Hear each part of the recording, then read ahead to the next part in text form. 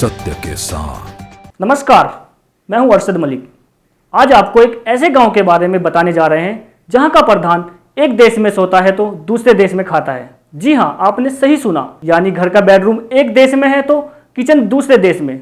सबसे दिलचस्प बात तो यह है कि यहाँ के ग्रामीणों को सीमा पार करने के लिए वीजा की जरूरत नहीं होती, बल्कि वो तो दोनों देश में स्वतंत्र रूप से घूम सकते हैं। चलिए जानते हैं इस गांव से जुड़ी रोचक बातें। भारत और म्यांमार के बॉर्डर पर एक ऐसा गांव है जो सीमा रेखा पर बसा है। गांव के निवासी दोनों देशों के नागरिक हैं।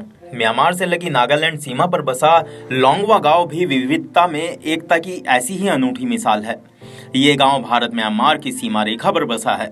इस गांव की अनूठी खासियतों और इलाकों के प्राकृतिक सौंदर्य को देखने के लिए अब धीरे धीरे पर्यटक भी आने लगे हैं।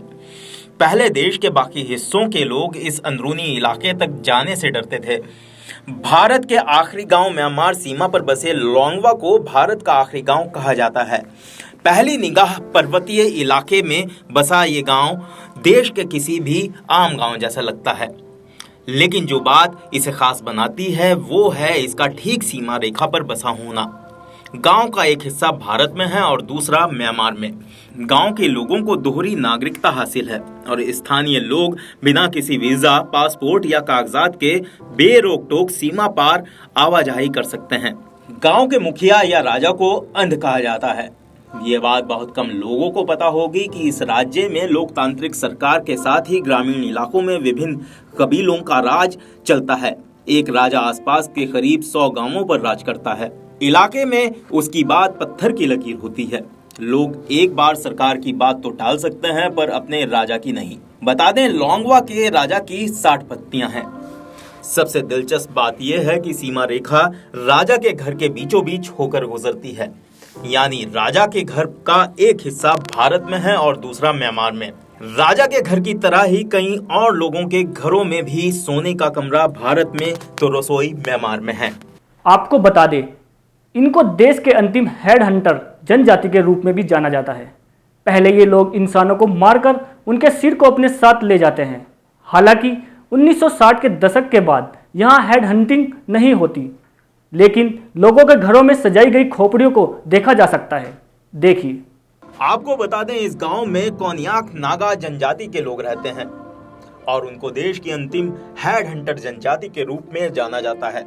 इस जनजाति के लोग पहले लड़ाई की स्थिति में दूसरी जनजाति के लोगों का सिर काट कर अपने पास इनाम के तौर पर रख लेते थे। इसके पीछे यह मान्यता थी कि इस इंसान की खोपड़ी में उसकी आत्मा की शक्ति होती है, जिसका सीधा संबंध समृद्धि और प्रजनन क्षमता से है। और सबसे दिलचस्प बात यह है कि इस गांव के लोग भारतीय सेना के साथ साथ म्यांमार की सेना में भी भर्ती होते हैं। खुद गांव के राजा के बेटे भी म्यांमार की सेना में हैं। बदलती तस्वीर इस गांव और आसपास के इलाके प्राकृतिक संसाधनों से भरपूर हैं। इलाके की खूबसूरती और इस अनूठे गांव की खासियत देखने के लिए अब पर्यटकों की आवक भी बढ़ने लगी है। अगर ये खबर देख के आपको भी इस गांव में जाने का मन कर रहा है तो आप बिना डरे इस गांव में जा सकते हैं, वो भी बिना किसी वीजा के। अगर आपको ये खबर अच्छी लगी तो कमेंट सेक्शन में जरूर बताएं। हम फिर लौटेंगे नई रोचक खबरों के साथ। नमस्कार। सत्य के साथ।